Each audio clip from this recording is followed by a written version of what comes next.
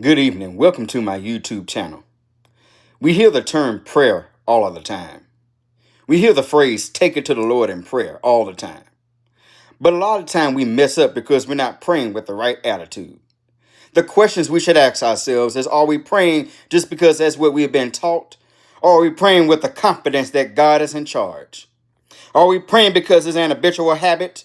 Or are we praying with the confidence that Jesus is king and that he will come through? When we pray, we don't pray with a doubtful attitude. We don't pray like we don't know that God is going to come through. We pray to God with a loud and confident voice, without fear, because God is not a God who lacks confidence. God is not a God who is not timid.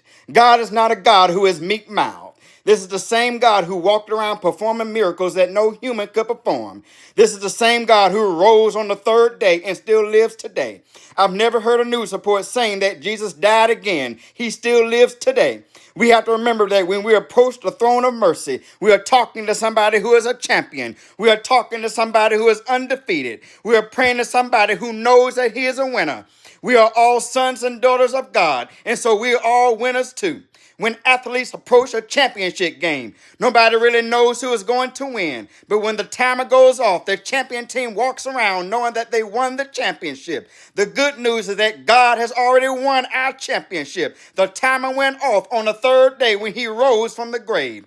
As we approach God with confidence, that confidence can allow us to be honest. We have to be real with God about our feelings and emotions. I'm so happy that you can leave anxiety at the throne. I'm so happy that you can leave depression at the throne. I'm glad you can bring sadness to the throne. I'm glad you can bring hopelessness to the throne. I'm glad you can bring frustration to the throne. And when you bring him to the throne, he will remind you that you don't bear your feelings and emotions by yourself. God will let you know you don't carry your burdens by yourself. He will remind you that each tear that you shed is one more step closer to your championship. We have to stop acting like the issues in the world are not bothering us when we approach God at the throne. We can take the government shutting down to the throne. We can take the stipulations that are putting on minorities on this country all over the world to the throne. And when we take it to the throne, God will carry us through.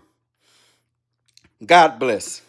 Please subscribe and check out my YouTube channel, Minister Kenneth Rucker II.